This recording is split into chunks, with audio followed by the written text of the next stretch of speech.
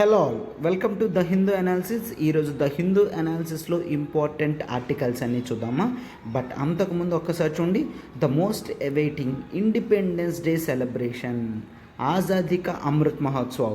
మనం 75 years independence day అవుతుంది కదా. సో అందుకనే మన ఇన్స్టిట్యూట్లో కూడా సెలబ్రేషన్స్ అనేవి ఆల్రెడీ స్టార్ట్ అయ్యాయి. చూడండి, యూపీఎస్సి ఆఫ్లైన్ మీకు కేవలం 60,000కి ఇవ్వడం జరుగుతుంది. UPSC online live plus recorded కేవలం 50,000కే ఇవ్వడం జరుగుతుంది. And UPSC online working professionals కేవలం 50,000కే.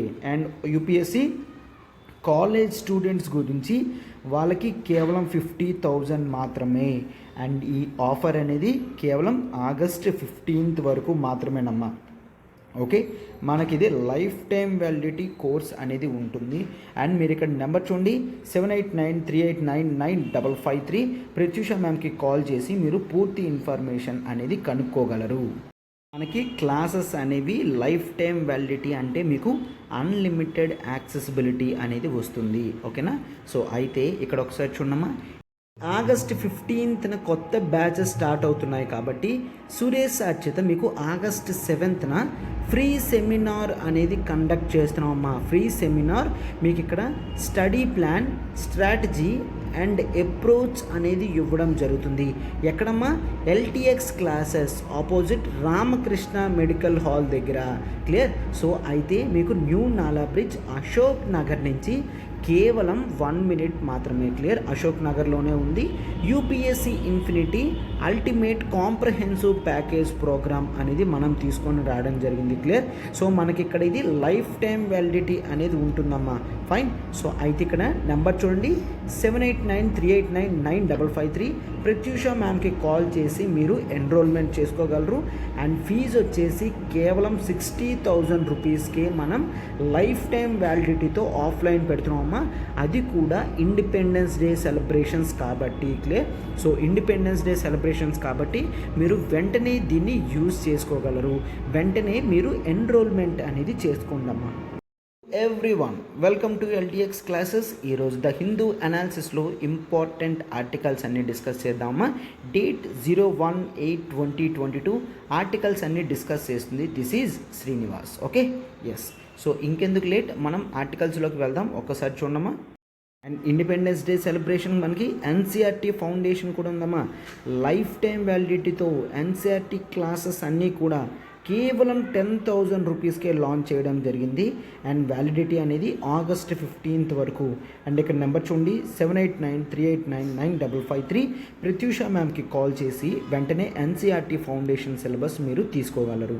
అండ్ ఎనీ సబ్జెక్ట్ 5,000 కూడా మనకి ఇక్కడ ఉంది. Clear. History, polity, economy, geography ప్రతిదీ కూడా 5,000, 7,000 rupees worth course. Ethics and SI 10,000 rupees course కేవలం 5,000కే పెట్టడం జరిగింది. క్లియర్.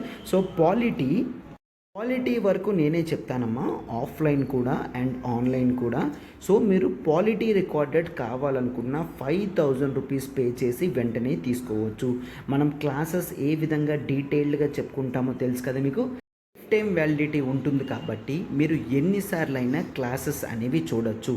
పాలిటీ టాపిక్ కోర్ కాబట్టి కాస్త చూడండి అమ్మా. ఓకేనా. ఆగస్ట్ 15th వరకు వ్యాలిడిటీ ఉంటుంది. సో వెంటనే మీరు సబ్స్క్రిప్షన్ చేసుకోవచ్చు. అండ్ ఇక్కడ నెంబర్ చూడండి, 7893899553. ప్రత్యూష మ్యామ్కి కాల్ చేసి మీరు వెంటనే సబ్స్క్రిప్షన్ చేసుకోవచ్చు. మన ఆర్టికల్ చూడమ్మా, India's wheat waiver WTO demand is risk fraught అని అంటున్నారు. ఆర్టికల్ మనకి ఎక్కడ ఇంపార్టెంట్, ఇది మనకి GS2 ఇంటర్నేషనల్ రిలేషన్స్లో చాలా important article. Clear. So GS2 international రిలేషన్స్లో చాలా ఇంపార్టెంట్ ఆర్టికల్. సో ఒక్కసారి దీని గురించి జాగ్రత్తగా చూడండమ్మా. సో అయితే వీట్ వేవర్ అంటే ఏంటి ఒక్కసారి చూడమ్మా. మీకు టోటల్గా ప్రోగ్రామ్ అనేది అర్థం కావాలంటే ఒక్కసారి చూడండి. ఇంటర్నేషనల్లో ట్రేడ్ అనేది ఎలా జరుగుతుంది. ఇంటర్నేషనల్లో ఒక ప్రొడక్ట్, ఒక కంట్రీ ఉంది, కంట్రీ ఏ ఉంది, కంట్రీ బి కూడా ఉంది. కంట్రీ ఏ నుంచి కంట్రీ బికి ప్రొడక్ట్ అనేది వెళ్తుంది.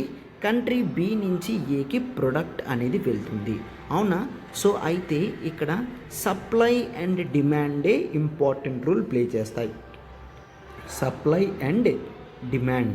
అయితే వాట్ ఇఫ్ కంట్రీ ఏ ఒక ప్రోడక్ట్, లెట్స్ టేక్ ఒక రైస్ ఉంది. రైస్లో కంట్రీ ఏ యాక్చువల్లీ 40 రూపీస్కి ఫార్మర్ అనేవాడు ప్రొడ్యూస్ చేస్తున్నాడు, బట్ కంట్రీ బిలో 50 రూపీస్కి ప్రాఫిట్ వేసి అమ్ముతున్నాడు, అవునా? కంట్రీ బిలో ఆ కంట్రీలో కూడా రైస్ అనేది 50 రూపీసే ఉంటుంది. అప్పుడు కాంపిటీషన్ బట్టి ఎవరైతే మంచి రైస్ ఇస్తారో ఆ రైస్ ఎక్కువ సేల్ అవుద్ది, అవునా? What if country A 50 rupees కాకుండా తగ్గిస్తే, ఎందుకు 40 రూపీస్ కాబట్టి 10 రూపీస్ ప్రాఫిట్ వేసుకొని 50కి అమ్మారు. అదే గవర్నమెంట్ ట్యాక్స్ అయ్యకన్నా 35 రూపీసే రైస్ ఫార్మర్కి పడుతుందంటే ఫార్మర్ 10 రూపీస్ ప్రాఫిట్ వేసి 45 రూపీస్కి అమ్ముతాడు, ఓకేనా? 45 రూపీస్కి అమ్ముతాడు. అయితే country below rice cost 50 rupees, but country A నుంచి వచ్చే ఇంపోర్టెడ్ రైస్ 45 రూపీస్. సో రెండు క్వాలిటీ సేమ్ కాబట్టి కేవలం కంట్రీ ఏ యొక్క రైస్ మాత్రమే వీళ్ళు అడుగుతారు, అవునా? కంట్రీ ఏ యొక్క రైస్ మాత్రమే అడుగుతారు. సో అప్పుడు ఏమవుద్ది, మనకి జనరల్గా ఈ సప్లై అండ్ డిమాండ్ అనేది మిస్మేనేజ్ అవుతుంది బికాజ్ ఆఫ్ ప్రైసెస్, అవునా? సో కంట్రీ ఏ ఎక్కువ సేల్ చేయడానికి అవుతుంది, అవునా? సో అయితే ఈ కాన్సెప్ట్ అలా గుర్తుంచుకోండమ్మా.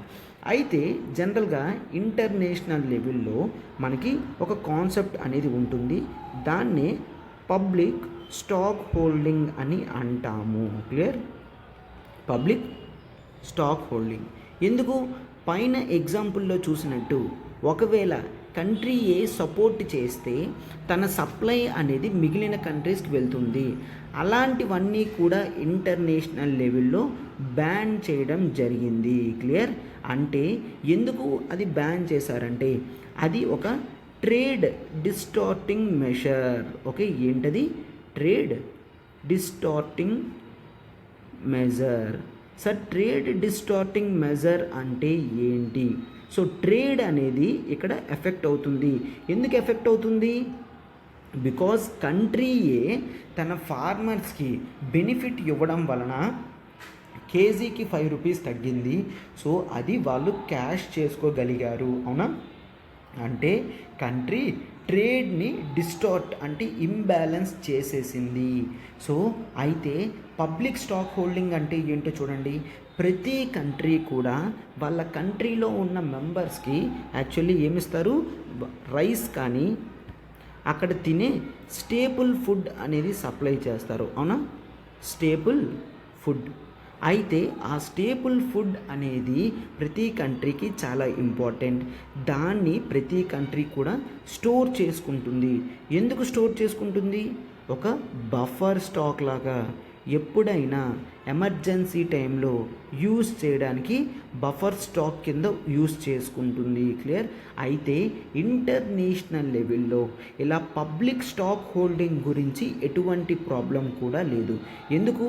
ఇది డిమాండ్ అనేది ఎమర్జెన్సీ సిచ్యువేషన్స్లో యూస్ చేయడానికి కాబట్టి దీన్ని ఎవరు కూడా పట్టించుకోరు. Clear? So public stock holding వరకు ఇంటర్నేషనల్ లెవెల్లో పర్వాలేదు. సార్ ఇంటర్నేషనల్ లెవెల్లో ఎవరు చూస్తారు? There is one organisation that is called WTO, world trade organisation చూస్తుంది. Clear? WTO, world trade organisation ఈ బాడీ చూసుకుంటుందన్నమాట. అయితే ఈ బాడీ ఇంటర్నేషనల్లో ఎటువంటి ట్రేడ్ డిస్టార్టింగ్ మెషర్స్ని కూడా యాక్సెప్ట్ చేయదు. ఎందుకు? World trade organization main form అయింది ఇంటర్నేషనల్ లెవెల్లో బ్యాలెన్సెస్ చేయడానికి. ఏ కంట్రీ కూడా ఇంబ్యాలెన్సింగ్ మెషర్స్ అనేవి తీసుకోకూడదు అన్న ఉద్దేశంతో చేయడం జరిగిందనమాట. క్లియర్? సో పబ్లిక్ స్టాక్ హోల్డింగ్ని వీళ్ళు పెడుతున్నారు. రైస్ ఒక స్టేపుల్ ఫుడ్. ఓకే, సో అయితే ఇండియాలో కూడా పబ్లిక్ స్టాక్ హోల్డింగ్ అనేది జరుగుతుంది. అయితే ఆ పబ్లిక్ స్టాక్ హోల్డింగ్ మనం దేనికి యూస్ చేస్తాం? ఇండియాలో మనకి PDS అనేది ఉంది. క్లియర్? PDS అంటే ఏమంటాం? పబ్లిక్ డిస్ట్రిబ్యూషన్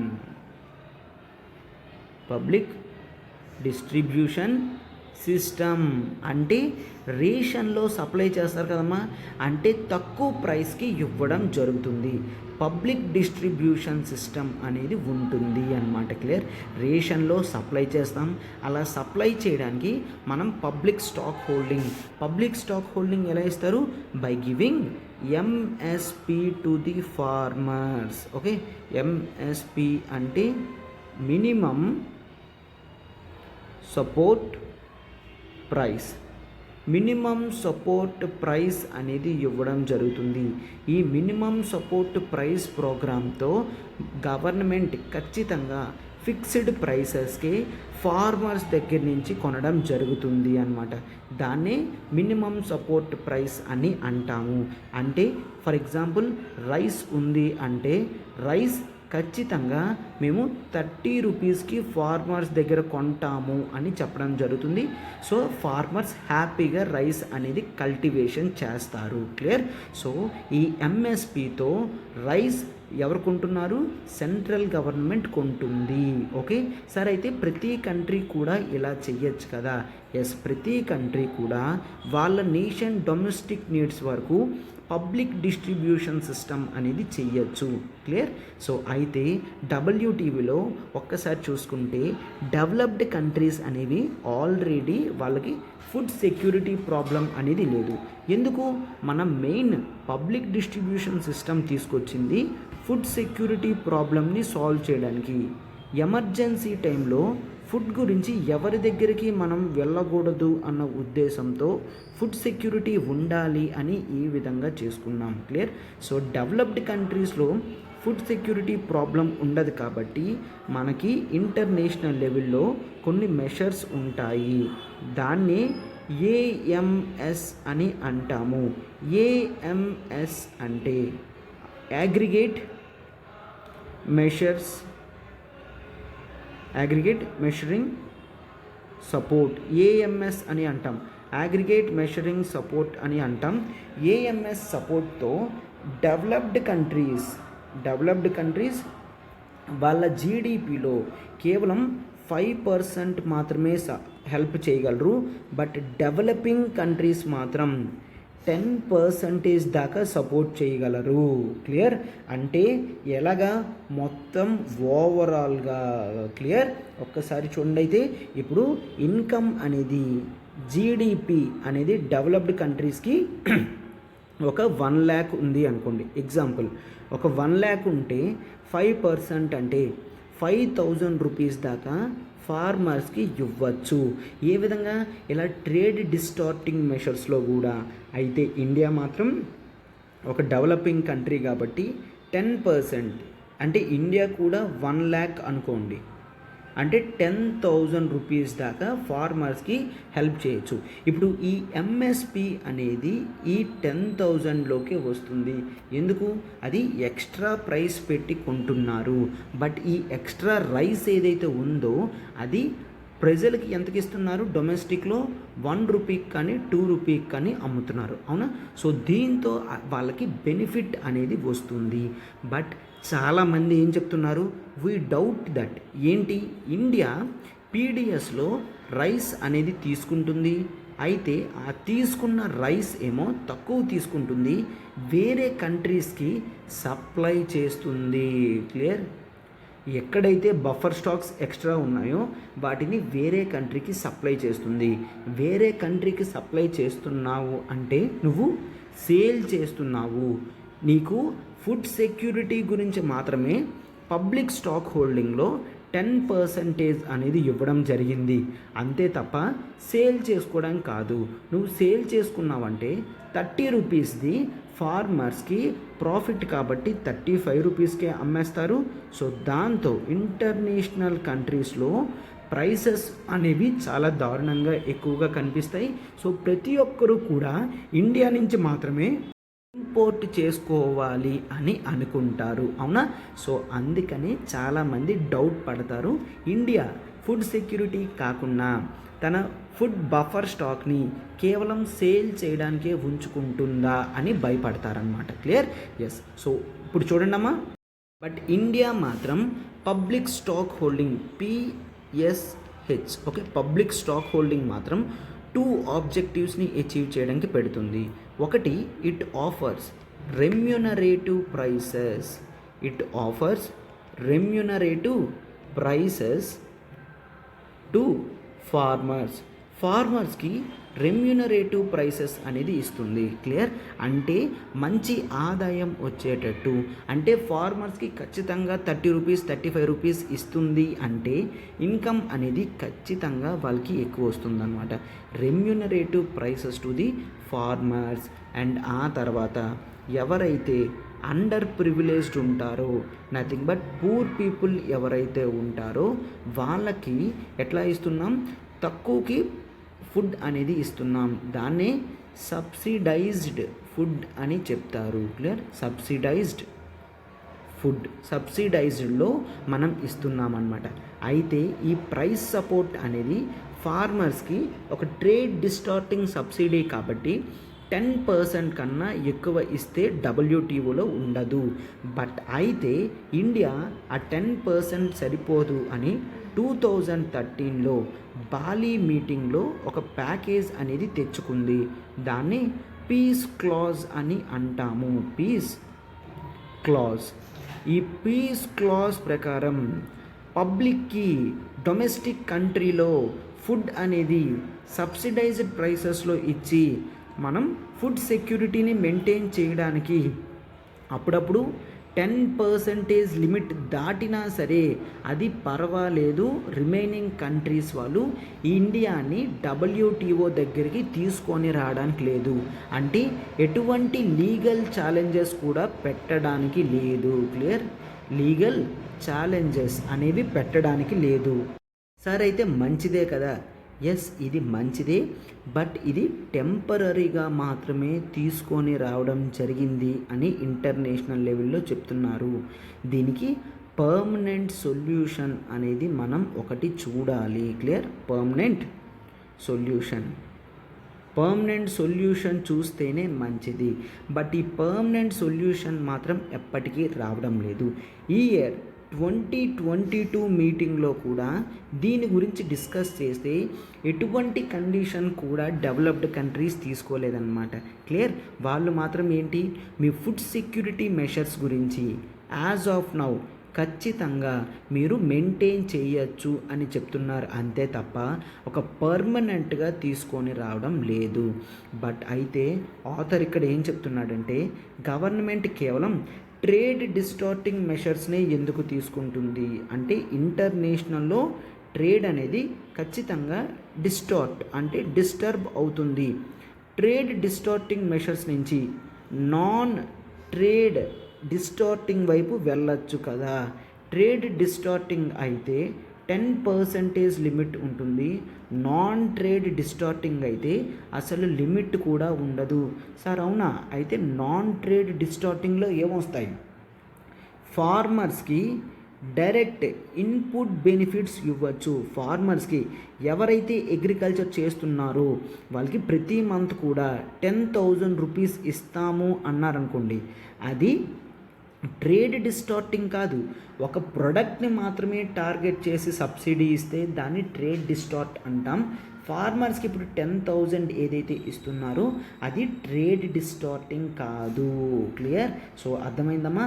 అయితే ఇప్పుడు మనకి ప్రధాన మంత్రి ప్రోగ్రాం కింద ఫార్మర్స్కి ఎవరైతే 6,000 ఇస్తున్నారో సెంట్రల్ గవర్నమెంట్, అది పర్వాలేదు, దట్ ఈజ్ ఫార్మర్స్ది నాన్ ట్రేడ్ డిస్టార్టింగ్ అని మనం చూస్తామన్నమాట. క్లియర్? సో అండ్ ఆ తర్వాత రీసెర్చ్ అండ్ డెవలప్మెంట్ మీద ఎంత ఖర్చు పెట్టినా కూడా అది నాన్ ట్రేడ్ డిస్టార్టింగ్ అవుతుంది. బట్ ఇండియా దీంట్లో పెట్టడం లేదు. అండ్ ఆ తర్వాత మనకి ఫుడ్ గ్రెయిన్స్ అనేవి చాలా వరకు వేస్ట్ అవుతున్నాయి. అండ్ ఇరిగేషన్ అనేది ఫార్మర్స్కి లేదు. అయితే ఇరిగేషన్కి పెట్టే ఖర్చు కూడా నాన్ ట్రేడ్ డిస్టార్టింగ్లోకి వెళ్తుంది. అండ్ ఫార్మర్స్కి క్రాప్ ఇన్సూరెన్స్ మీద పెట్టే అమౌంట్ కూడా నాన్ ట్రేడ్ డిస్టార్టింగ్ వెళ్తుంది. సో ఇప్పుడు ఆ ఆథర్ అదే చెప్తున్నాడు.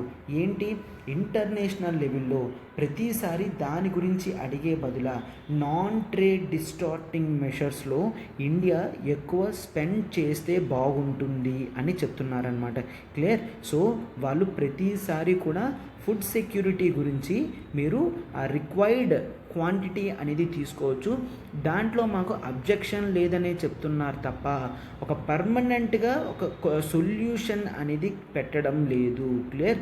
సో అయితే బట్ జనరల్గా ప్రతిసారి కూడా అది టెంపరీ ప్రొవిజనే అట్లా కంటిన్యూస్గా వస్తూ ఉంటుందన్నమాట. క్లియర్. అయితే ఈసారి చూడండి, వీట్ ప్రొక్యూర్మెంట్లో ఇంటర్నేషనల్ లెవెల్లో WTO దగ్గర వేవ్ అనేది అడగడం జరిగింది. క్లియర్. ఎందుకు ఈసారి వీట్ ఎక్స్పోర్ట్స్ అనేవి ఇంటర్నేషనల్ లెవెల్లో మంచి డిమాండ్ ఉంది. రష్యా ఉక్రెయిన్ వార్ వలన ప్రతి కంట్రీకి కూడా వీట్ కావాలి. అండ్ ఈ ఇయర్ ఇండియా వీట్ని 57.5% ప్రొక్యూర్మెంట్ చేద్దాం అనుకుంటుంది. ఓకేనా. సో ఎంత ప్రొడక్షన్ అవుతుందో ఇండియాలో 57% వరకు పెట్టాలి అని అనుకుంటుంది. అయితే ఆ వీట్ మాత్రం ఇప్పుడు చూసారా, ప్రొడక్షన్ ఎక్కువ అవుతుంది అని ఇండియా కొనాలనుకుంటుంది. బట్ ఇంటర్నేషనల్లో కూడా వీటి డిమాండ్ ఎక్కువ ఉన్నది. సో రెండు ఎలా కనిపిస్తున్నాయి, ఇండియా తక్కువ ప్రైసెస్కి కొని ఇంటర్నేషనల్లో తక్కువ ప్రైసెస్కి సప్లై చేద్దాము అని చూస్తుంది.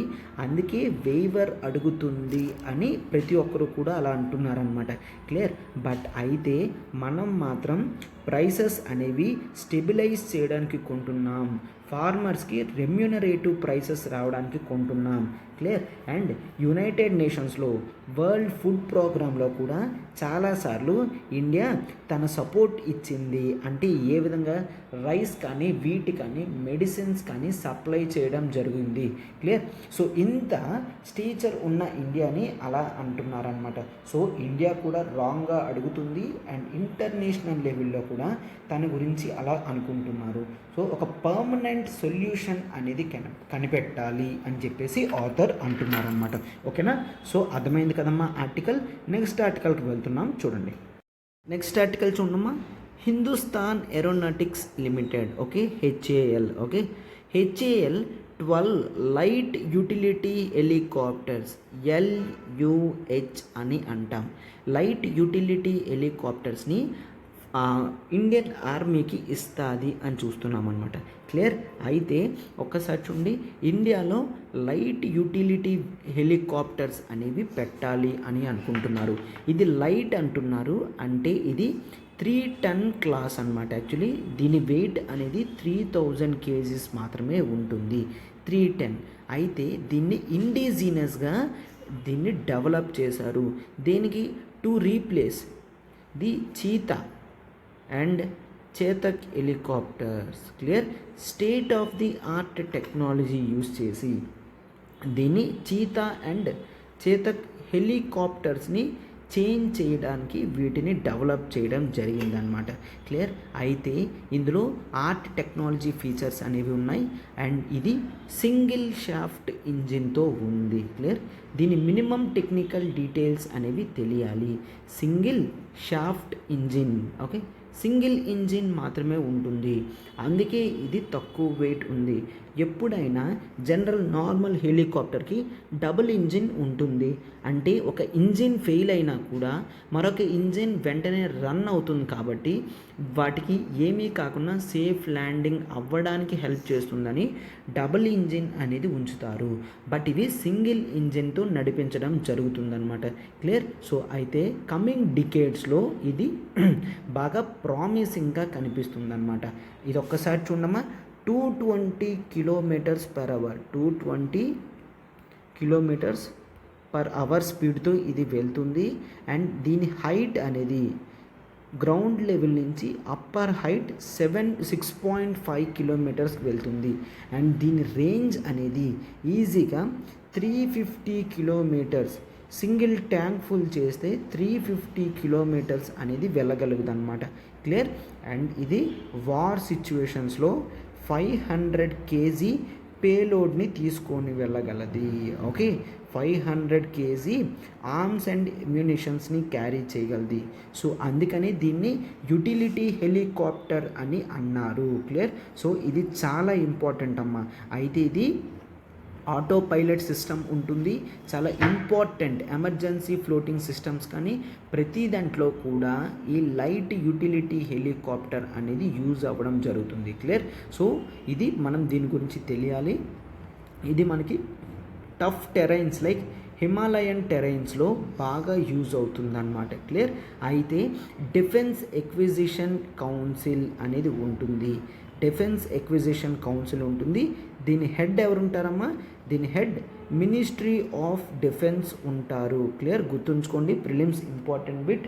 డిఫెన్స్ ఎక్విజిషన్ కౌన్సిల్ హెడ్ ఎవరు ఉంటారు? Ministry of defence. వాళ్ళు లాస్ట్ టైం యాక్సెప్ట్ చేశారు 12 యుటిలిటీ హెలికాప్టర్స్ని పర్చేస్ చేద్దామని. దానికి అనుగుణంగా హెచ్ఏఎల్లో బిడ్స్ అనేవి వేశారు. క్లియర్. సో అయితే ఇక్కడ మనకి లైట్ కాంబాట్ హెలికాప్టర్స్ కూడా కావాలి అని చూస్తాం. That is different. అండ్ రీసెంట్గా కూడా గవర్నమెంట్ యాక్సెప్ట్ చేసింది. ఏంటి?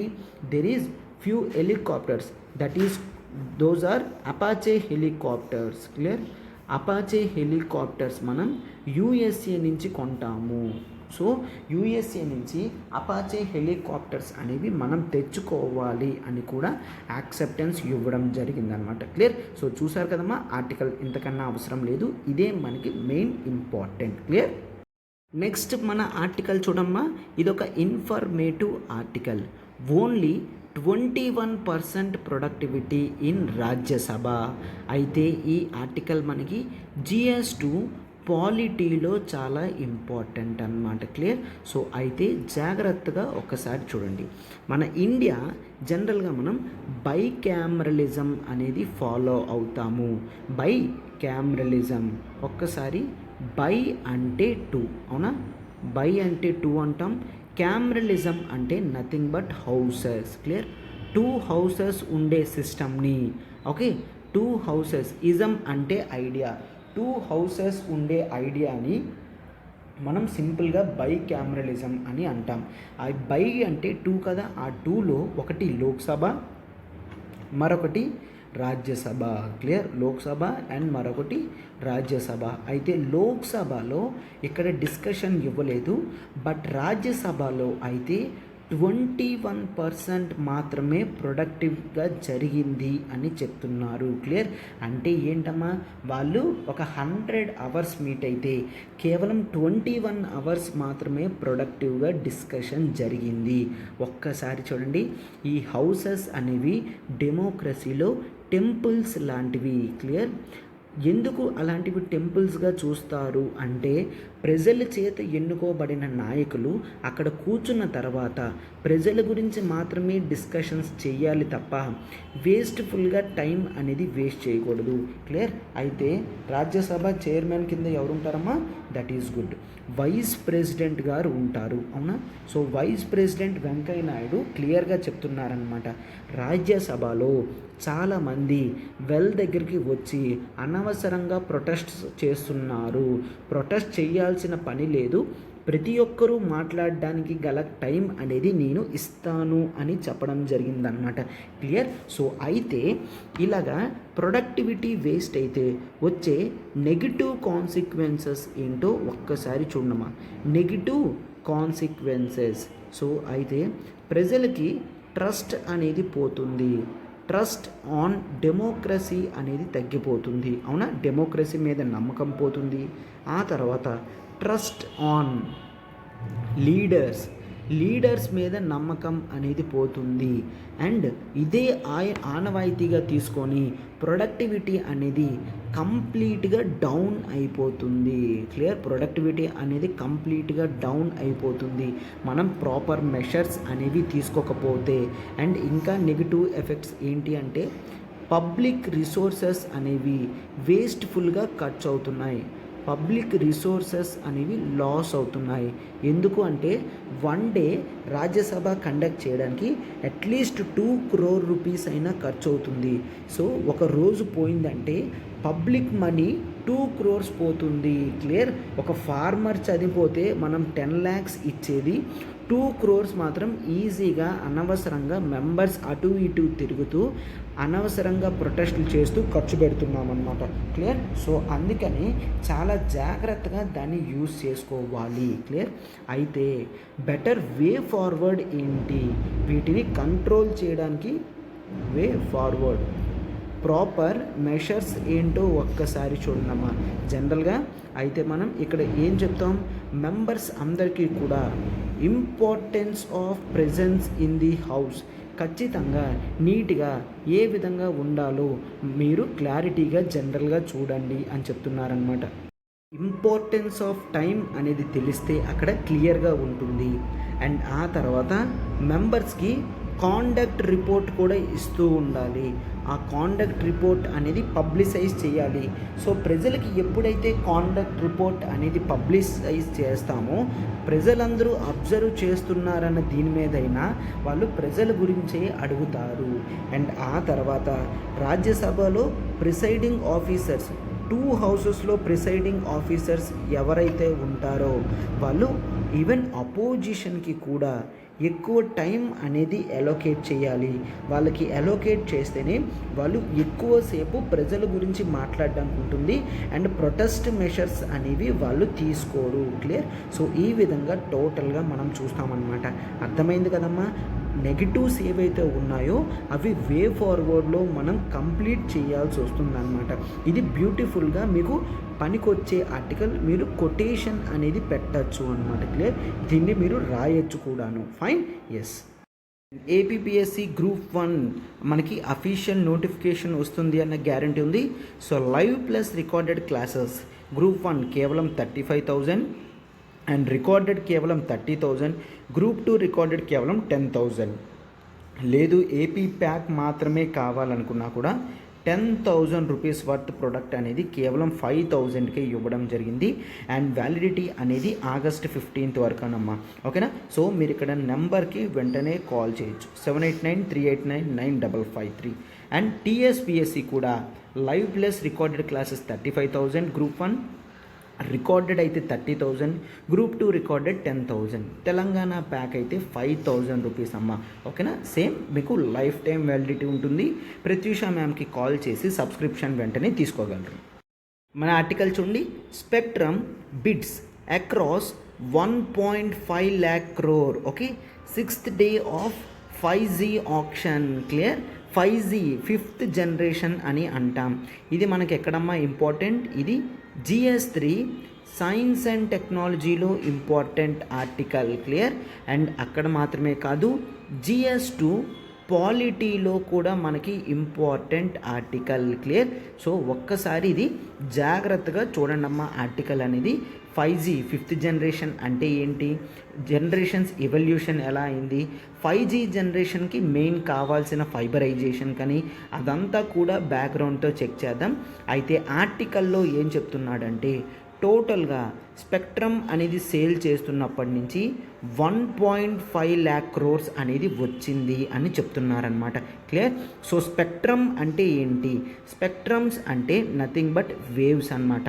ఆ వేవ్స్ బ్యాండ్ని మనం స్పెక్ట్రమ్ అని అంటాము. అంటే ఆ వేవ్స్లో మనం ఫ్రీక్వెన్సీ కనుక ట్యూనప్ చేయగలిగితే అది చాలా స్పీడ్గా జనరల్గా వెళ్తుంది అన్నమాట. క్లియర్? సో ఎట్లా వెళ్తుంది? అది అంత ఎయిర్ వేవ్స్ రూపంలోనే వెళ్తుంది. చాలా స్పీడ్గా వెళ్ళడం జరుగుతుంది. సో మనం ఇప్పుడు బేసిక్స్తో చూసినప్పుడు టోటల్గా చూస్తాం. చూడండి అమ్మా. ఫస్ట్ ఆఫ్ ఆల్ సొసైటీలో మనం ఎవల్యూషన్ ప్రకారం ఏం చూస్తున్నామంటే సొసైటీ అనేది డెవలప్మెంట్ ఎప్పుడవుతుంది? సొసైటీలో కమ్యూనికేషన్ ఎప్పుడైతే పెరుగుతుందో, క్లియర్, జాగ్రత్తగా అబ్జర్వ్ చేయండి. సొసైటీలో కమ్యూనికేషన్ ఎప్పుడైతే పెరుగుతుందో అప్పుడు దీని నుంచి వచ్చే సర్వీసెస్ అనేవి బాగా పెరుగుతాయి. అంటే కమ్యూనికేషన్ అంటే ఏంటి? Transmission of information. అవునా? కమ్యూనికేషన్ ఏమంటున్నాం? ట్రాన్స్మిషన్ అంటే పంపించడం. ట్రాన్స్మిషన్ ఆఫ్ ఇన్ఫర్మేషన్ని మనం కమ్యూనికేషన్ అని అంటాము. అయితే ఆ కమ్యూనికేషన్ అనేది చాలా ఇంపార్టెంట్. ఎప్పుడైతే సొసైటీలో ఇన్ఫ్రాస్ట్రక్చర్ని డెవలప్ చేస్తూ కమ్యూనికేషన్ని పార్ట్ ఆఫ్ ఇన్ఫ్రాస్ట్రక్చర్గా డెవలప్ చేస్తామో ఆ సొసైటీస్ అనేవి డెవలప్డ్ అవుతాయి. క్లియర్? మీరు వెస్టర్న్ కంట్రీస్లో చూసుకుంటే వాళ్ళకి ది పర్ఫెక్ట్ కమ్యూనికేషన్ స్టైల్స్ అనేవి ఉంటాయి. క్లియర్? ఎందుకు? ఇన్ఫర్మేషన్ అనేది పాసేజ్ బట్టే ఒక ఇన్ఫర్మేషన్ అనేది అందరికీ స్ప్రెడ్ అవుతుంది. సో కమ్యూనికేషన్ అనేది చాలా ఇంపార్టెంట్ అని తెలిసింది. అవునా? సో అయితే ఆ కమ్యూనికేషన్ని మనం ఏ విధంగా ఇవాల్వ్ అయ్యామో చూడండి. ఫస్ట్ ఆఫ్ ఆల్ మనం సిన్స్ హిస్టరీ నుంచి చూస్తే కమ్యూనికేషన్ అనేది పీపుల్ టు పీపుల్ డైరెక్ట్ కాంటాక్ట్తోనే అయ్యేది. పీపుల్ టు పీపుల్ అంటే ఒక ఇన్ఫర్మేషన్ తెలిసిన వ్యక్తి, ఓకే, సొసైటీ ఎక్కడుంటుందో ప్రజల దగ్గరికి వెళ్ళి ఆ ఇన్ఫర్మేషన్ని డైరెక్ట్గా పాస్ ఆన్ చేస్తే మాత్రమే people to people direct contact అనేది ఉండేది హిస్టరీలో. అవునా? సో అండ్ అదే కాదు, మరొక మోడ్స్ ఆఫ్ కమ్యూనికేషన్ అంటే ఏంటి? యానిమల్స్ లైక్ బర్డ్స్ని యూజ్ చేసేవారు. అవునా? First mode people to people direct contact, second mode బర్డ్స్ని కమ్యూనికేషన్కి యూజ్ చేసేవారు. అవునా? బర్డ్స్ ఈజీగా ఫ్లై అవ్వగలవి, లాంగ్ డిస్టెన్సెస్ అనేవి క్యారీ చేయగలది అని. ఓకేనా? హార్సెస్ని కానీ పీపుల్ని కానీ బర్డ్స్ కానీ ఈ విధంగా ఇన్ఫర్మేషన్ అనేది అందరికీ చేరువ అవ్వాలి అని కమ్యూనికేషన్ని ఈ మోడ్స్లో యూజ్ చేయడం జరిగేది. క్లియర్? బట్ ఆ సిస్టమ్ అంతా కూడా ఒక్కసారి ఎప్పుడైతే telegraphic lines, clear, telegraphic lines ఎప్పుడైతే ఎస్టాబ్లిష్ చేశారో ఇన్ఫర్మేషన్ని చాలా స్పీడ్గా వితిన్ ఫ్రాక్షన్ ఆఫ్ మినిట్స్లో పంపించడం జరిగేది అనమాట. క్లియర్? సో టెలిగ్రాఫ్ లైన్స్ మొత్తం కూడా ఎస్టాబ్లిష్ చేయాలి. సో దాంతో ఇన్ఫర్మేషన్ అనేది పాస్ ఆన్ చేయాలి. ఇన్ఫర్మేషన్ అనేది పాస్ ఆన్ చేసిన తర్వాత కమ్యూనికేషన్ వెళ్తుంది. అవునా? అండ్ వెంటనే రిప్లైస్ కూడా వస్తాయి. క్లియర్? సో టెలిగ్రాఫిక్ లైన్స్ అనేవి మోస్ట్ ఇంపార్టెంట్, క్రూషియల్గా తీసుకున్నాం. అండ్ టెలిగ్రాఫిక్ లైన్స్ నుంచి ఇవల్యూషన్ మనకి ఎలా వచ్చింది? That is towards telephonic conversation. Clear? Telephonic conversation మనకి ఎప్పుడైతే శాటిలైట్ సిస్టమ్ అనేది పెరుగుతుందో, శాటిలైట్ సిస్టమ్స్ అనేవి పెరుగుతుందో, ఒక రాకెట్ యూజ్ చేసి శాటిలైట్ని స్పేస్లో పంపించి కమ్యూనికేషన్ని ఈజీగా చేసాము, అప్పటి నుంచి కూడా కమ్యూనికేషన్ టెలిఫోనిక్లో అవుతుంది. క్లియర్? సో టెలి అంటే ఏంటి? డిస్టెన్స్, ఫోనిక్ అంటే నథింగ్ బట్ మొబైల్స్ అనమాట. క్లియర్? సో టెలిఫోనిక్ కన్వర్జేషన్ చేస్తున్నాము, వాటిని ఇప్పుడు యూజ్ చేస్తున్నాం. సో శాటిలైట్స్ వచ్చిన తర్వాత ఇంటర్నెట్ కూడా రావడం జరిగింది.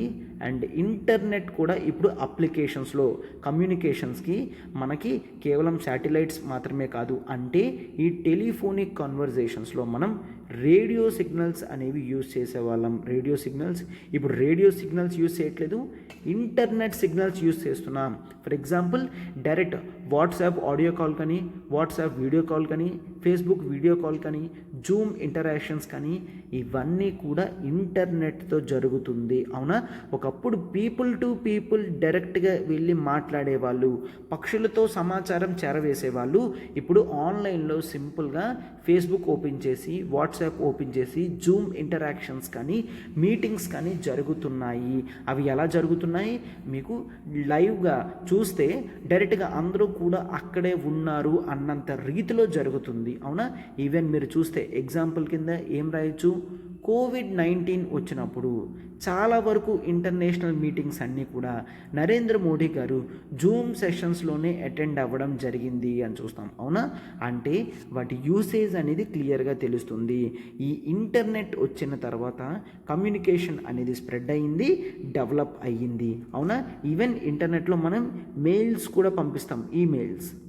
అవునా, ఈమెయిల్స్ కూడా చాటింగ్ కానీ మెసేజెస్ పాస్ ఆన్కి కానీ అంతా కూడా ఈజ్ చేయడం జరిగింది. సో ఈ ఎవల్యూషన్ గుర్తుంది కాబట్టి మనకి మోస్ట్ ఆఫ్ ది థింగ్స్ 1980స్లో టోటల్ చేంజ్ ఓవర్ అనేది వచ్చింది అన్నమాట. క్లియర్. సో ఆ చేంజ్ ఓవర్ అనేది ఎలా వచ్చిందో ఏంటో చూద్దాం. చూడండి, ఫస్ట్ టైం 1980లో ఫస్ట్ జనరేషన్ అనేది తీసుకొని రావడం జరిగింది. 1G సిగ్నల్స్ అనేవి తీసుకొని రావడం జరిగింది.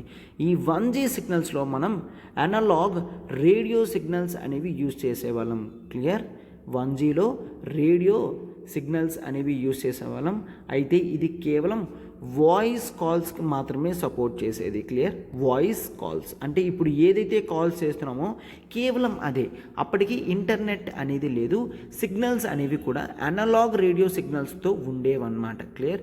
అండ్ ఆ తర్వాత మనం 1G జనరేషన్స్లో చూస్తే ఇది మ్యాక్సిమం ఎంతవరకు వెళ్ళేదంట, చాలా స్లోగా వెళ్ళేదన్నమాట. ఎంతవరకు? మ్యాక్సిమం ఒక 50 kbps వరకు మాత్రమే ఇన్ఫర్మేషన్ వెళ్ళేది. క్లియర్. సార్ kbps అంటే ఏంటి? This is kbps. Okay, kbps అంటే nothing but kilobits per second. Clear. per second. Okay. So అయితే ఇక్కడ కిలోబిట్స్ పర్ సెకండ్ అంటే బిట్స్ అంటే ఇన్ఫర్మేషన్ అనేది ఇప్పుడు చూడండి, నేను 100123 అని పంపించాను అనుకోండి, ఒక్కొక్కటి ఒక్కొక్క బిట్ అనమాట. క్లియర్. ఒక్కొక్కటి ఒక్కొక్క బిట్. సో కిలోబిట్ అంటే ఓకే 10⁻24. క్లియర్. 10⁻24లో మనం దీన్ని చూస్తాము. ఫైన్. సో 10⁻24లో కిలోబిట్స్ అనేది వెళ్ళడం జరుగుతుంది.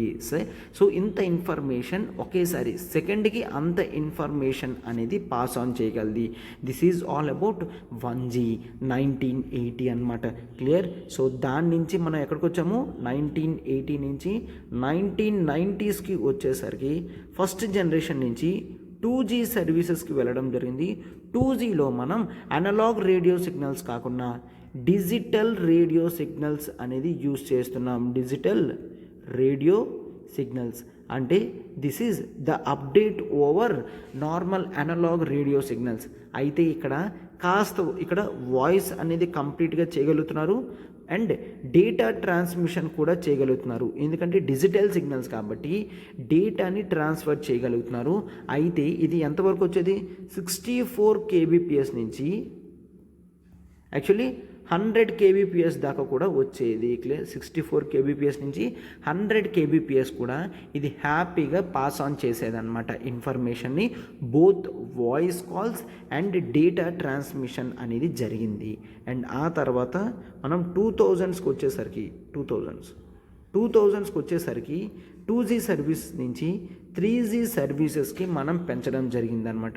సో 3Gలో మీరు టెలిఫోనిక్ ఫోన్ సిగ్నల్స్ కానీ, డిజిటైజ్డ్ వాయిస్ కానీ, వీడియో కాల్స్ కానీ, కాన్ఫరెన్సెస్ కానీ టోటల్గా మీరు దీన్ని యూజ్ చేయొచ్చు. ఇక్కడ మీకు 1 Mbps. ఓకే, 1 Mbps అంటే మెగాబిట్స్ పర్ సెకండ్కి వెళ్ళడం జరిగింది. క్లియర్. 1 Mbpsలో మీరు వీడియో కాల్స్ కూడా హ్యాపీగా మాట్లాడుకోవచ్చు. క్లియర్. వీడియో కాల్స్ కూడా మీకు ఎటువంటి బఫరింగ్స్ లేకుండా వస్తాయి. ఫైన్. సో ఈ విధంగా మనం 1980 నుంచి 1990 నుంచి 2000 3G వరకు వెళ్ళడం జరిగింది. అండ్ ఆ తర్వాత మనం 2009లో 4G సర్వీస్ అనేది పెట్టడం జరిగింది. ఈ 4G సర్వీస్లో ఇది 100 Mbps. క్లియర్. ఈజీగా 100 Mbps చేరుకుంటుంది. Maximum 1 Gbps. మ్యాక్సిమం 1 Gbps అంటే కిలోబిట్స్ కన్నా మెగాబిట్స్ పెద్దది, మెగాబిట్స్ కన్నా గిగాబిట్స్ పెద్దది. క్లియర్. సో అయితే ఇందులో మీరు చాలా వరకు కూడా enables virtual reality, 3D virtual reality కూడా ఇన్ఫర్మేషన్ పాస్ ఆన్ చేయడానికి యూజ్ అవుతుంది. అంటే లాట్ ఆఫ్ డేటా అనేది చాలా తక్కువ ఫ్రాక్షన్ ఆఫ్ సెకండ్స్లో ఇది తీసుకెళ్ళగలుగుతుంది. అందుకే 4G అనేది ఒక రెవల్యూషన్గా కూడా చూస్తాము. 4G అనేది ఒకేసారికి వర్చువల్ రియాలిటీ 1 Gbpsకి వెళ్ళేసరికి లాట్ ఆఫ్ ఇన్ఫర్మేషన్ అంతా కూడా ఈజీగా వెళ్ళిపోతుంది. క్లియర్. అయితే మీరు ఇక్కడ చూస్తే నెక్స్ట్ మనకి మెయిన్ ఇంపార్టెంట్ ఏంటమ్మా, దట్ ఈజ్ 2020 2020స్లో మనం దీన్ని ఎస్టాబ్లిష్ చేయాలనుకుంటున్నాం. దాన్ని 5G సర్వీసెస్ క్లియర్ 2020 టు 2024 కల్లా కూడా పెట్టాలనుకుంటున్నాం. దాన్నే 5G అని అంటాము. అయితే 5G సర్వీసెస్ అనేవి చాలా ఇంపార్టెంట్ అన్నమాట. దీంట్లో మనం ఏం చేయగలం, లాట్ ఆఫ్ ఇన్ఫర్మేషన్ అనేది పాస్ ఆన్ చేయడం వల్ల IoT ఇంటర్నెట్ ఆఫ్ థింగ్స్నే ఎస్టాబ్లిష్ చేయగలం. ఇంటర్నెట్ ఆఫ్ థింగ్స్ అంటే ఒక ఆబ్జెక్ట్ మరొక ఆబ్జెక్ట్తో మాట్లాడడానికి వీలయ్యేటట్టు మనం చేస్తున్నాం అన్నమాట. క్లియర్, ఒక ఆబ్జెక్ట్ మరొక ఆబ్జెక్ట్తో మాట్లాడేటట్టు. అయితే ఇక్కడ దీని స్పీడ్స్ అనేవి 1 Gbps నుంచి క్లియర్ 1 Gbps నుంచి హైయెస్ట్ 20 Gbps. క్లియర్, మీరు ఎప్పుడైనా కూడా ఇంటర్నెట్ ఆఫ్ థింగ్స్ అంటే nothing but self driving cars అలాంటివన్నీ కూడా ఇంటర్నెట్ ఆఫ్ థింగ్స్లోకి వస్తాయమ్మా. అండ్ మీరు చూస్తే అలెక్సా ఉంటుందా, ఎగ్జాంపుల్ అలెక్సా ఇస్తాడు కదా, Alexa please switch on the light, switch off the phone, or జనరల్గా బిల్ పే చేసి ఇవన్నీ కూడా అలెక్సాకి చెప్తారు కదా. That is works in internet of things basis మీద. 5G సర్వీసెస్ అనేది బాగా వస్తే ఇంటర్నెట్ ఆఫ్ థింగ్స్ అనేది పెరుగుతుంది. సో మీకు ఇప్పటికీ జనరేషన్స్ అనేవి తెలిసాయి. క్లియర్, సో జనరేషన్స్ అనేవి తెలిసాయి కాబట్టి ఒక్కసారి చూడండి. 5G అనేది ఒక గ్లోబల్ వైర్లెస్ స్టాండర్డ్ అన్నమాట. క్లియర్, సో ఇది వర్చువల్లీ ప్రతి ఒక్కరిని కూడా ఈవెన్ మిషన్స్ని, ఆబ్జెక్ట్స్ని, డివైజెస్ని కూడా ఇది చాలా స్పీడ్గా కవర్ చేయగలుగుతుంది. క్లియర్, దీని స్ట్రెంగ్త్ ఏంటమ్మా, దీని speed, lot of amount of data. ముందు వరకు 1 Gbps అంటే ఎక్కువ అనుకునే వాళ్ళం, ఇప్పుడు 1 Gbps నుంచి 20 Gbps దాకా ఇది స్పీడ్గా తీసుకొని వెళ్ళగలుగుతుంది. క్లియర్, సో దీని స్పీడ్నెస్ అనేది చాలా ఇంపార్టెంట్. అయితే 5Gలో మనం మెయిన్ ఒక్కసారి చూడండి అమ్మా, జనరల్గా అంత ఇన్ఫర్మేషన్ పాస్ అవ్వాలి అంటే కొత్త కమ్యూనికేషన్ టెక్నాలజీ అనేది యూజ్ చేయాలి. అదే మనం ఏంటి, అఫ్ కోర్స్ ఫస్ట్ జనరేషన్ నుంచి కూడా మనం వైర్స్ అనేవి యూజ్ చేస్తున్నాం, అవునా. సో ఈ వైర్స్లో స్టార్టింగ్ జనరల్గా ఏం యూజ్ చేసేవాళ్ళం, దట్ ఈస్ కాపర్ అనేది యూజ్ చేసేవాళ్ళం, అవునా. సో ఈ కాపర్ నుంచి ఇప్పుడు మనం ఎక్కడ దాకా వచ్చాము, that is glass are plastic fibre, glass are plastic fibre. ఇప్పుడు మనకి ఇదే చాలా ఇంపార్టెంట్ అనమాట. ఈ ఫైబర్ బేస్డ్ కమ్యూనికేషన్ టెక్నాలజీ అనేది చాలా ఇంపార్టెంట్. ఎందుకు, పూర్తి 20 Gbps కూడా కరెక్ట్గా రావాలి అనుకుంటే ఈ ఫైబర్ బేస్డ్ గ్లాసెస్ అనేవి చాలా ఇంపార్టెంట్. ఈ ఫైబర్ బేస్డ్ ప్లాస్టిక్ ఫైబర్, మీరు ఫైబర్ గ్లాసెస్ మీ ఇంట్లో ఇంటర్నెట్ కనెక్షన్స్ ఉంటే ఆ వైర్ ఎప్పుడైనా మీరు అబ్జర్వ్ చేస్తే చాలా థిన్గా ఉంటుంది. ఆ లోపల ఉన్న వైర్ ఏదైతే పాస్ ఆన్ అవుతుందో అది ప్లాస్టిక్ కానీ గ్లాస్తో తయారు చేసిన ఫైబర్ వైర్ అనమాట. సో గ్లాస్తో వీటితో తయారు చేసిన ఫైబర్ వైర్ అడ్వాంటేజ్ ఏంటి, ఇక్కడ టోటల్ సిగ్నల్ రిఫ్లెక్షన్ అనేది జరుగుతుంది. టోటల్ సిగ్నల్ రిఫ్లెక్షన్ అంటే ఒక ఇన్ఫర్మేషన్ అనేది ఎంత స్పీడ్లో అంటే దాదాపుగా లైట్కి 40-50% స్పీడ్స్లో ఇది ట్రావెల్ చేయగలుగుతుంది అన్నమాట. క్లియర్, సో ఫైబర్ అనేది చాలా ఇంపార్టెంట్. ఇక్కడ లైట్ అనేది క్లియర్, ఇన్ఫర్మేషన్ అనేది లైట్ రూపంలో పాస్ చేస్తాము. క్లియర్, ఇన్ఫర్మేషన్ అనేది ఒక లైట్ కింద తయారు చేసి ఆ లైట్ నుంచి బీమ్స్, ఓకే, ఫోకస్డ్ లైట్ బీమ్స్లో తయారు చేస్తాం. సో ఇది బౌన్స్ అవుతూ టోటల్ వైర్ అంతా పాస్ ఆన్ అవుతుంది. ఒక్కసారి అబ్జర్వ్ చేయండమ్మా. ఇదంతా కూడా వైర్ అనుకోండి. దీంట్లో జనరల్గా మనకి దీంట్లో చూడండి గ్లాస్తో తయారు చేసిన ఫైబర్ అనేది ఉంటుంది. సో మనం ఇన్ఫర్మేషన్ని ఒక లైట్ రూపంలో, లెట్స్ టేక్ ఒక లైట్, ఈ లైట్ రూపంలో ఈ వైర్స్ నుంచి చాలా స్పీడ్గా, ఎంత స్పీడ్గా అంటే ఈ వేవ్స్లో చాలా స్పీడ్గా వెళ్తుంది అనమాట. Lots of amounts of speed. Light ఏ స్పీడ్లో పనిచేస్తుందో మీకు తెలుసు కదా. సో అందుకనే ఇది ఎంత థిన్గా ఉంటుంది అంటే ఈ గ్లాస్తో కానీ తయారు చేసిన వైర్స్ ఇవన్నీ కూడా హ్యూమన్ హెయిర్ ఫాలికల్స్ ఉన్నంత థిన్గా ఉంటుంది. అంత థిన్గా ఉంటుంది కాబట్టి ఇది లాట్ ఆఫ్ అమౌంట్ ఆఫ్ డేటాని చాలా స్పీడ్స్లో హయ్యెస్ట్గా వితౌట్ ఎనీ డీవియేషన్స్ అంటే ఎటువంటి చేంజెస్ కూడా లేకుండా లైట్ పల్సెస్ అనేవి చాలా స్పీడ్గా పంపించగలుగుతుంది అన్నమాట. క్లియర్, సో ఇది చాలా ఇంపార్టెంట్. దీన్నే ఫైబర్ అని అంటారు.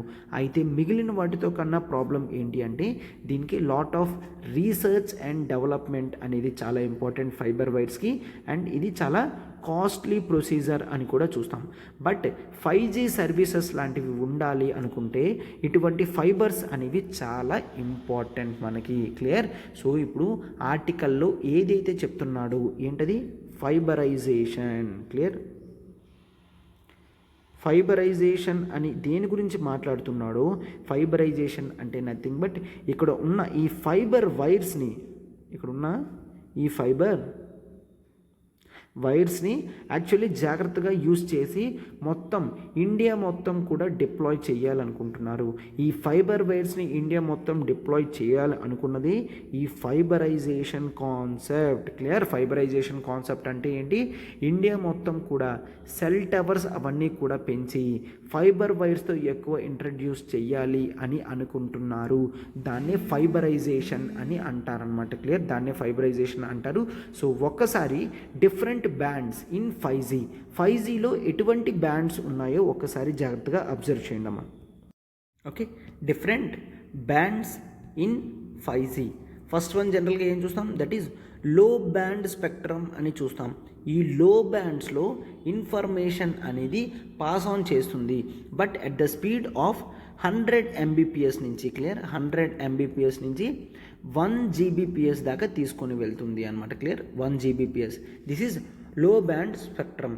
లో బ్యాండ్ స్పెక్ట్రంలో ఇది ఇన్ఫర్మేషన్ పాస్ అవుట్ చేస్తుంది, స్పీడ్గా చేస్తుంది, బట్ ఎక్కువ డేటాని ఒకేసారి తీసుకొని వెళ్ళలేదు. క్లియర్?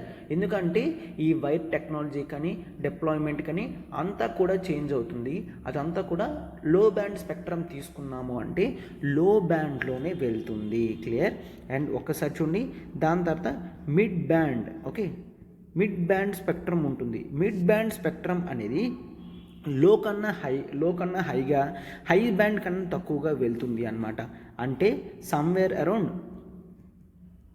1 Gbps నుంచి 5 Gbps దాకా మాత్రమే తీసుకొని వెళ్తుంది. And this is the highest one and this is the real high band 5G spectrum.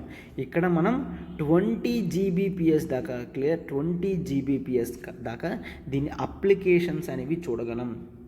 ఎప్పుడైతే మనం ఎంత స్పీడ్లో అచీవ్ చేయగలమో అప్పుడే ఇంటర్నెట్ ఆఫ్ థింగ్స్ కానీ, గేమింగ్ ఇండస్ట్రీ ఇంప్రూవ్మెంట్ కానీ, టెలి సిగ్నల్స్ పాస్ చేయడం కానీ, టెలిమెడిసిన్లో కానీ వీటన్నిటితో కూడా ఎక్కువ చూడగలము అని చెప్తున్నారనమాట. క్లియర్? సో ఈ 5G అనేది డిఫరెంట్ బ్యాండ్స్లో ఉంటుంది. ఇప్పుడు ఫైబర్ వైర్స్ అనేవి మనం వేస్తే దాన్ని ఖచ్చితంగా హై బ్యాండ్లో యూజ్ చేసే కెపాసిటీ ఉంటుంది. క్లియర్?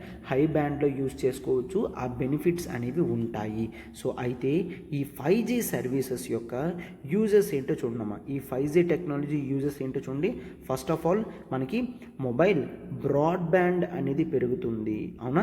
ఇంటర్నెట్ యూసేజ్ కానీ, ఫాస్ట్ యూసేజ్ కానీ అన్నిటిలో కూడా 5G సర్వీస్ అనేది చాలా ఎక్కువగా యూజ్ చేయగలము. క్లియర్?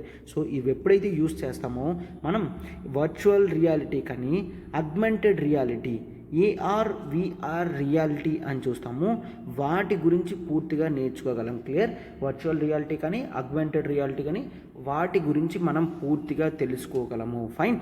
సో అయితే ఇక్కడ మెయిన్ మీరు చూస్తున్నారు ఏంటి అంటే ఈ 5G సర్వీసెస్ ప్రతి 1G 2G 3G సర్వీసెస్ నుంచి మనకు వర్డ్ ఒకటి ఉంటుంది, that is called latency. Latency అంటే ఇన్ఫర్మేషన్ వచ్చిన తర్వాత పాస్ ఆన్ చేయడానికి ఎంత టైం పడుతుందో దాన్ని లేటెన్సీ అంటాం. లేటెన్సీ అనేది ఎంత తక్కువ ఉంటే సర్వీసెస్ అనేవి అంత స్పీడ్గా ఉంటాయి. అవునా? అంతే కదమ్మా. మనం ఇప్పుడు ఏదైనా ఏం చెప్తాం, ఒక క్వశ్చన్ అడిగిన తర్వాత ఎంత స్పీడ్లో ఆన్సర్ అనేది వస్తుందో మనం చూస్తాం.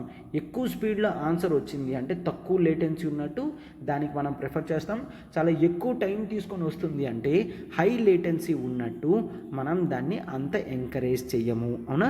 సో అయితే ఇక్కడ ఈ లేటెన్సీ తగ్గడానికి కూడా ఇది బాగా బెనిఫిట్ చేస్తుంది. క్లియర్? లేటెన్సీ అనేది తగ్గడానికి 5G సర్వీసెస్ అనేవి యూజ్ అవుతాయి. అండ్ ఆ తర్వాత మీరు ఒక్కసారి చూసుకుంటే ఇక్కడ కేవలం మొబైల్ బ్రాడ్బ్యాండ్ మాత్రమే కాదు, దీనికి ఎన్హాన్స్డ్ క్రిటికల్ కమ్యూనికేషన్ కూడా పాస్ ఆన్ చేస్తుంది. Clear? Critical communication, very important communications అనేవి ఇది ఈజీగా ట్రాన్స్ఫర్ చేయగలుగుతుంది అన్నమాట. క్లియర్. సో ఈ క్రిటికల్ కమ్యూనికేషన్ అంటే ఏంటి, లో లేటెన్సీ ఉండాలి మెడికల్ ప్రొసీజర్లో. ఫర్ ఎగ్జాంపుల్ ఇప్పుడు చూడండి, క్రిటికల్ కమ్యూనికేషన్లో I use defence services. Clear. డిఫెన్స్లో లెట్స్ టేక్ డిఫెన్స్లో మనం ఒక డ్రోన్ యూజ్ చేస్తున్నాం. ఆ డ్రోన్ని డిప్లాయ్ చేసినప్పుడు ఆ డ్రోన్తో మనం మాట్లాడాలి అంటే 5G సర్వీసెస్ యూజ్ చేస్తాము. ఒకవేళ ఇన్ఫర్మేషన్ లేట్గా వెళ్ళిందంటే అపోనెంట్స్ వాళ్ళు ఆ డ్రోన్ని కిల్ చేసే ఛాన్స్ ఉంటుంది. అవునా. డిఫెన్స్ డ్రోన్స్లో కానీ మెడికల్ పర్పస్లో ఎలా చూస్తారమ్మా, ఒక డాక్టర్ ఉన్నారు, డాక్టర్ ఆ వ్యక్తి ప్రతి చోటకి వెళ్ళలేరు. సో డిస్టెన్స్లో ఏదో ఇతనికి మాత్రమే తెలిసిన నాలెడ్జ్ డిసీజెస్ కానీ ఏవైనా ఉన్నాయి ఆ ట్రీట్మెంట్ చేయాలి అంటే అతను డిస్టెన్స్ నుంచే వీడియో కాల్ చేసి క్లియర్గా ప్రతిదీ కూడా ఎక్స్ప్లెయిన్ చేయగలరు. ఆర్ అక్కడ ఏవైనా రోబోటిక్స్ ఉంటే ఆ robotic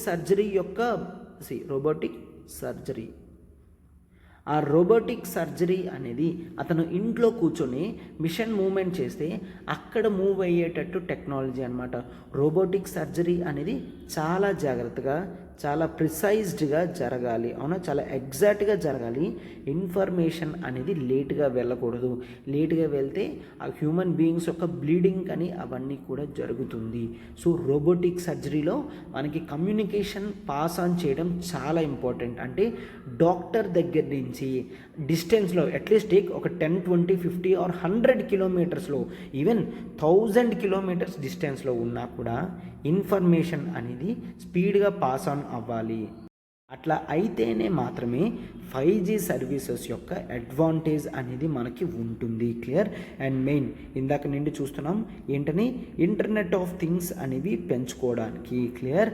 yes, internet of things అనేవి పెరుగుతుంది, ఈజీగా మనం యూస్ చేయగలం. లైక్ బిగ్ డేటా కానీ ఆర్టిఫిషియల్ ఇంటెలిజెన్స్లో కానీ ప్రతి దాంట్లో కూడా మనకి 5G సర్వీసెస్ అనేవి చాలా ఇంపార్టెంట్ అన్నమాట. అయితే ఇంత ఇంపార్టెంట్ అయిన 5G సర్వీసెస్ని మనం ఫస్ట్ టైం ఎప్పుడు తీసుకొచ్చామో చూడండి. ఫస్ట్ టైం 2018లో అఫీషియల్గా గవర్నమెంట్ ఒక పాలసీ తీసుకొచ్చింది. That is national digital communication policy. Clear. National digital communication policy, national digital communication policy అనేది తీసుకొచ్చాం. సో దీంట్లో ఇంపార్టెన్స్ ఆఫ్ 5G కానీ 5G సర్వీసెస్ కవరేజ్ కానీ కన్వర్జెన్స్ కానీ అన్నీ కూడా పెట్టడం జరిగింది. అండ్ 5Gని ఒక రెవల్యూషనరీ టెక్నాలజీగా గుర్తించడం జరిగింది. క్లియర్. ఒక రెవల్యూషనరీ టెక్నాలజీ అమ్మ. ఈ వర్డ్స్ అన్నీ కూడా చాలా జాగ్రత్తగా మీరు యూజ్ చేయాలి. క్లియర్. సో ఒక రెవల్యూషనరీ టెక్నాలజీగా దీన్ని గుర్తించడం జరిగింది. ఈ 5Gలో క్లౌడ్ కంప్యూటింగ్ కానీ ఇంటర్నెట్ ఆఫ్ థింగ్స్ కానీ ఆర్ జనరల్గా బిగ్ డేటా అనలిటిక్స్ కానీ. క్లియర్. డేటా అనలిటిక్స్ అంటే లాట్స్ ఆఫ్ డేటా వస్తుంది, దాన్ని ప్రాపర్గా యూసేజ్డ్ మేనర్లో మనం పెట్టుకోవాలి. క్లియర్.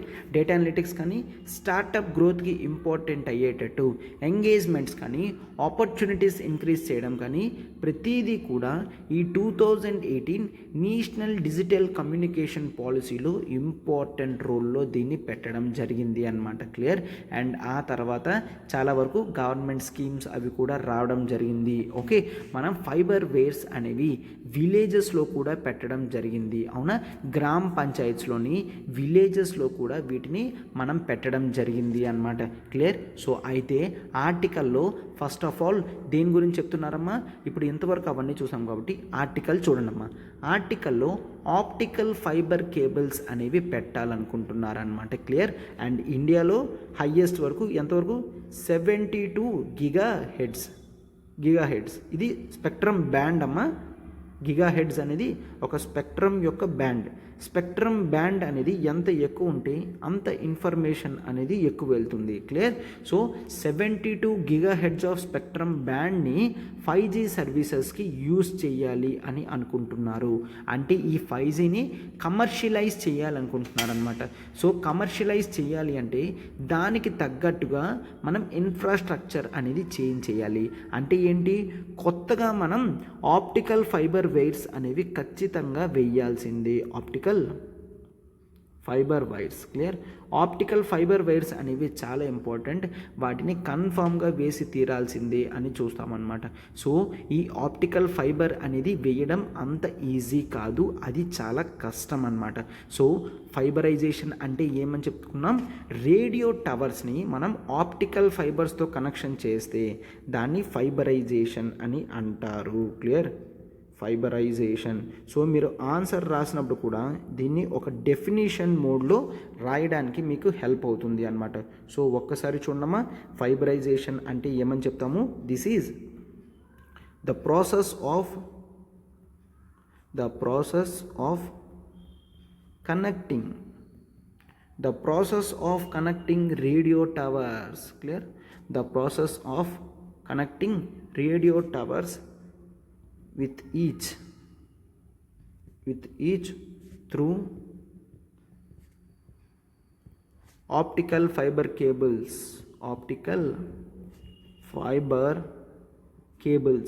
వీటినే మనం ఫైబరైజేషన్ అని అంటాము. ఏవైతే రేడియో టవర్స్ ఉన్నాయో వాటిని లింక్ చేస్తూ ఆప్టికల్ ఫైబర్స్ పెట్టాము అంటే దాన్నే ఫైబరైజేషన్ అంటాము.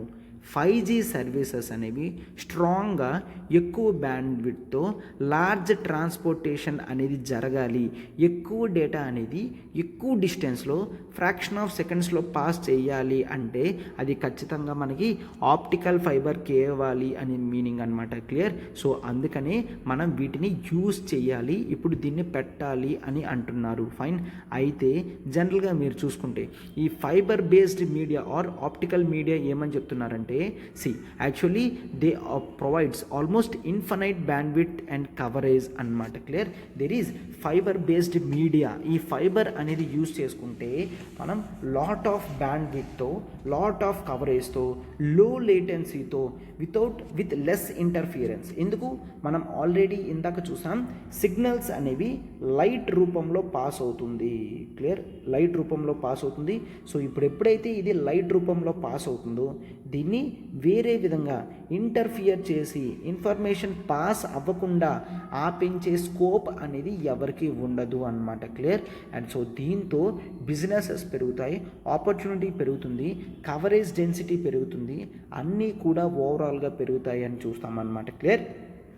సో అయితే ఈ టవర్ ఫైబరైజేషన్ అనేది మనకి చాలా ఇంపార్టెంట్. టవర్ కనెక్షన్స్ కానీ ఇవన్నీ కూడా చాలా ఇంపార్టెంట్గా మనం చూస్తాం. అంతా ఫైబరైజేషన్ చాలా ఇంపార్టెంట్ కదా.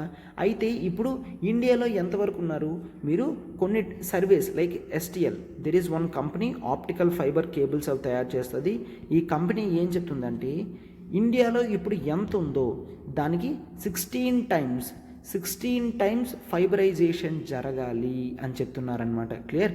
ఇండియాలో కేవలం 33% ఆఫ్ టవర్స్ మాత్రమే ఫైబరైజేషన్ జరిగి ఉన్నాయి అని చెప్తున్నారు. కేవలం 33% ఆఫ్ టవర్స్ మాత్రమే ఫైబరైజేషన్ జరిగి ఉన్నాయి as compare to 65 to 70%.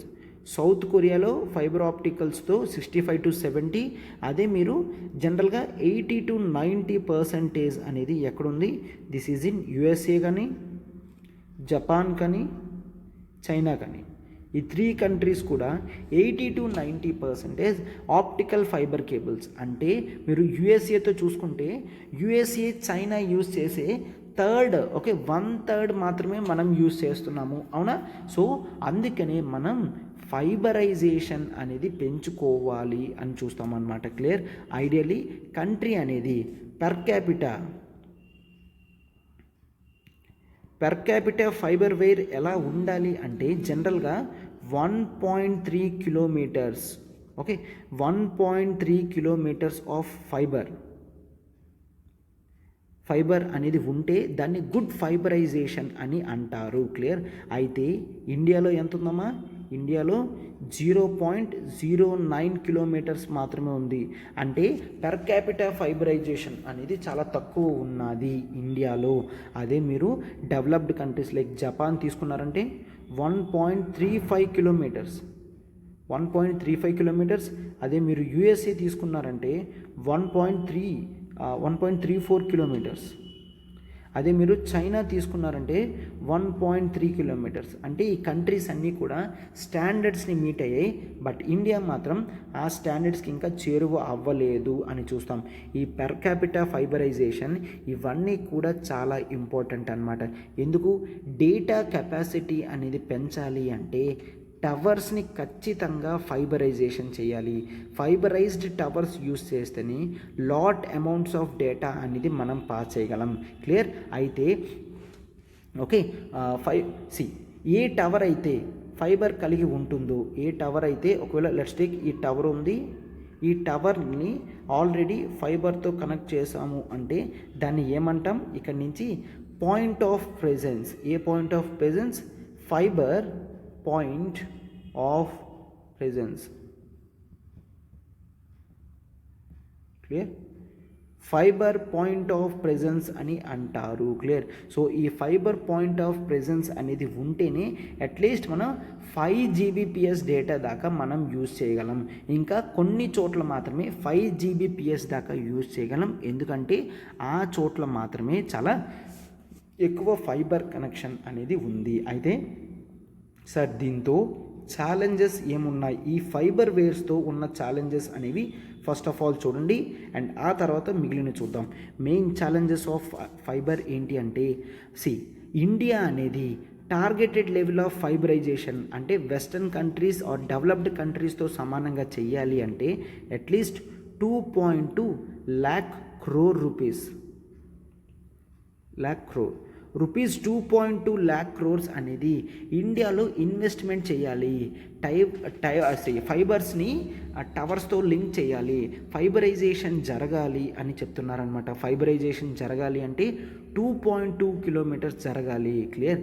Yes. And next 4 yearsలో దాదాపుగా అది కాకుండా 2.5 lakh crores. Clear? So rupees 2.5 lakh crores అనేది మనం ఇన్వెస్ట్మెంట్ చేయాలి ఇన్ఫ్రాస్ట్రక్చర్లో. ఓకే, సో ఇది ఇన్ఫ్రాస్ట్రక్చర్ గురించి. And this 2.2 lakhs is purely related to fibre connections గురించి మాత్రమే 2.2 lakh crores. And total overall technology infrastructure అన్నిటికీ కూడా 2.5 lakh crores అనేది చాలా ఇంపార్టెంట్ అని చెప్తున్నారనమాట. క్లియర్? సో అయితే ఇండియాలో ఆ ప్రాబ్లం ఒక్కసారి ఏంటో చూడడం. ఒక్కసారి ప్రైమ్ మినిస్టర్ నరేంద్ర మోడీ గారు 2020 ఇండిపెండెన్స్ డే స్పీచ్లో ఏమని చెప్పడం జరిగింది? ప్రతి విలేజ్ కూడా, every village, okay,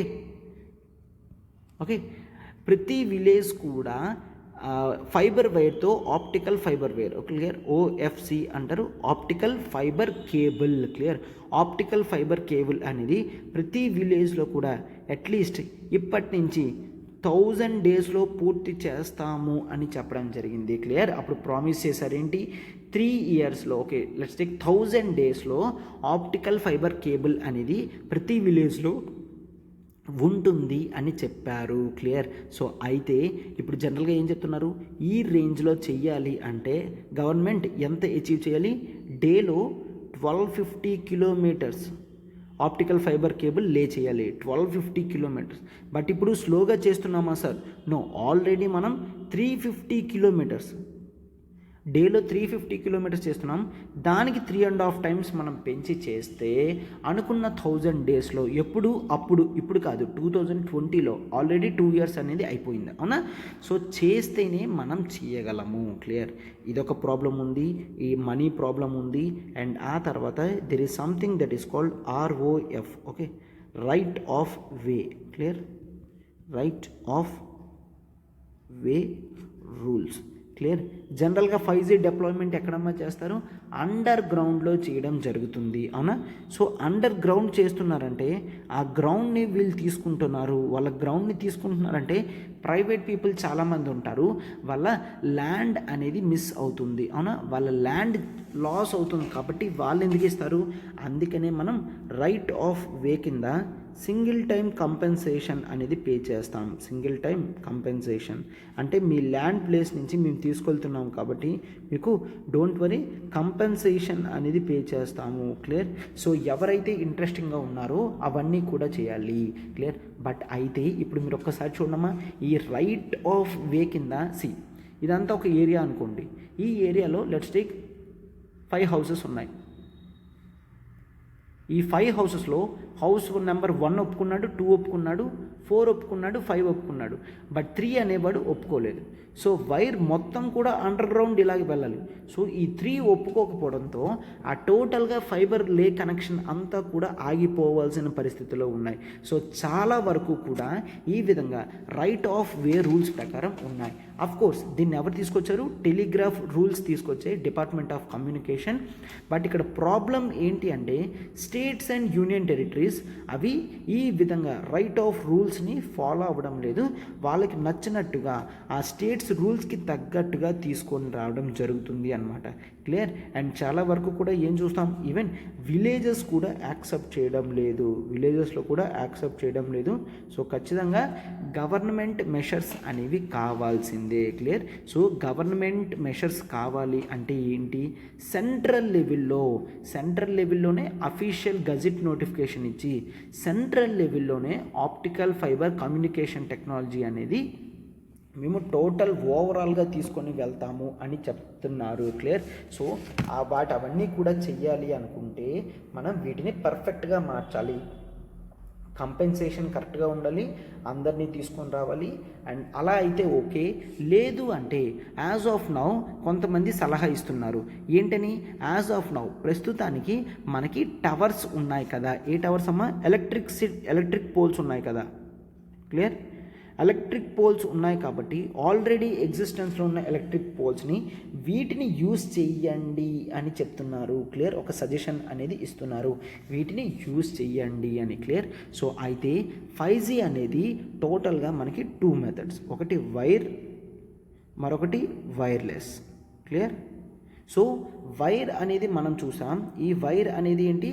this is nothing but optical fibre cable. ఈ వైర్ ఏంటమ్మా? OFC, optical fibre cable. Clear? Optical fibre cable అని చూస్తాం. అయితే ఈ వైర్లెస్ ఏంటి? ఈ వైర్లెస్లో జనరల్గా మనం శాటిలైట్ టెక్నాలజీ యూజ్ చేస్తాం. అంటే శాటిలైట్స్ స్పెసిఫిక్గా ఇన్ఫర్మేషన్ పాస్ ఆన్ చేయడానికి 5G సర్వీసెస్ ఇవ్వడానికి పంపిస్తాం. ఈ శాటిలైట్స్ అనేవి మనం ఎక్కడ యూజ్ చేయొచ్చు?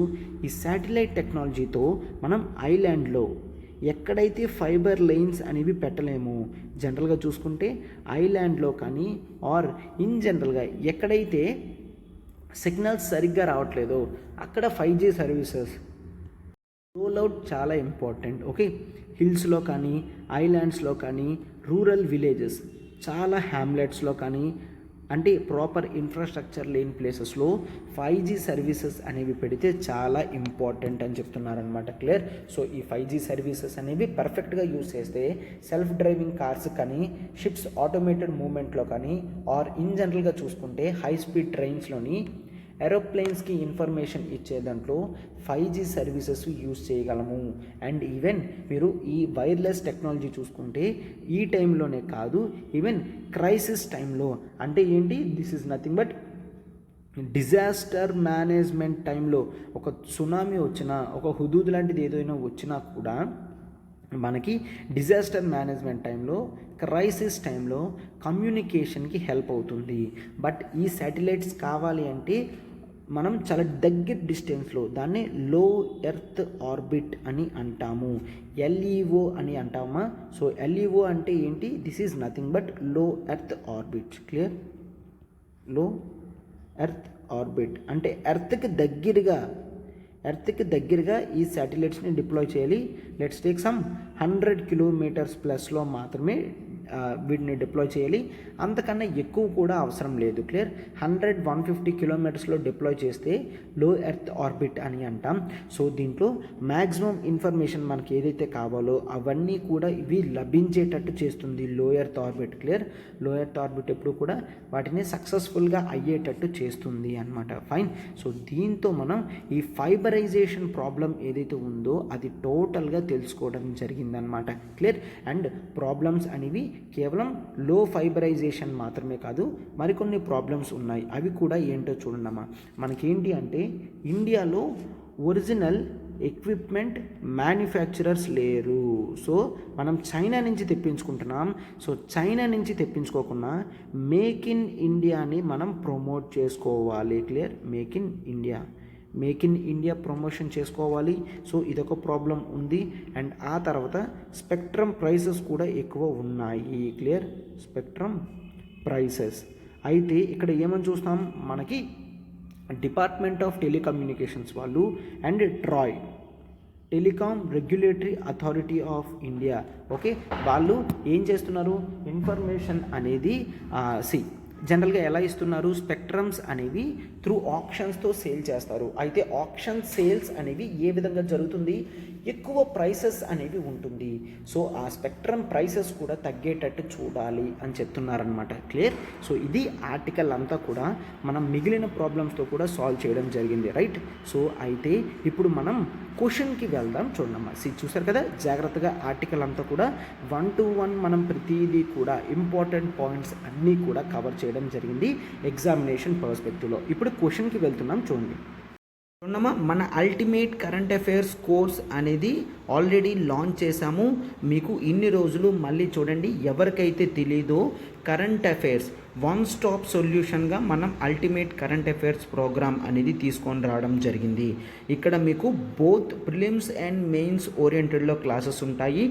ఎంసీక్యూస్ అనేవి మనం డైలీ బేసిస్ మీద డిస్కస్ చేస్తాం.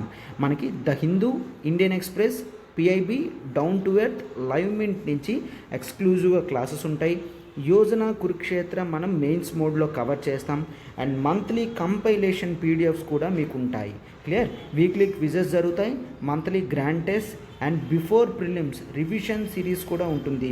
ఇంత కాంప్రిహెన్సివ్ ప్యాకేజ్ కేవలం మనం 5,000 రూపీస్కే ఇవ్వడం జరుగుతుంది. క్లియర్? కేవలం 5,000 రూపీస్కే ఇవ్వడం జరుగుతుంది. సో ఇక్కడ నెంబర్ చూడండి, 7893899553. ప్రత్యూష మ్యామ్కి కాల్ చేసి మీరు వెంటనే సబ్స్క్రిప్షన్ తీసుకోవచ్చు. సార్ అయితే మంత్లీ 5,000? నో, ఇది లైఫ్ టైం వ్యాలిడిటీ అమ్మా. ఒక్కసారి 5,000 కడితే చాలు, మీరు టోటల్గా దీన్ని కంప్లీట్గా కరెంట్ అఫైర్స్ కోర్స్ అనేది అన్లిమిటెడ్ టైం యాక్సెసిబిలిటీ చేసుకోవచ్చు అన్నమాట. అండ్ అదే కాదు, మనం మెయిన్స్ ఆన్సర్ రైటింగ్ ప్రోగ్రామ్ కూడా స్టార్ట్ చేయడం జరిగింది. స్టాటిక్ ప్లస్ డైనమిక్ పార్ట్స్ అనేవి కవర్ చేస్తాం. క్లియర్? 1250 మార్క్స్ కవర్ చేస్తాం. Essay, GS 1 to 4 topics, daily answer writing and editorials కూడా మనం కవర్ చేయడం జరుగుతుంది. అండ్ ఫీజు వచ్చేసి కేవలం 5,000 రూపీస్ అన్నమ్మా. ఓకే, ఆన్సర్ రైటింగ్ అనేది ఇంపార్టెంట్ రోల్ ప్లే చేస్తుంది. సో వెంటనే ఇక్కడ నెంబర్కి కాల్ చేయండి, 7893899553. ఓకేనమ్మా.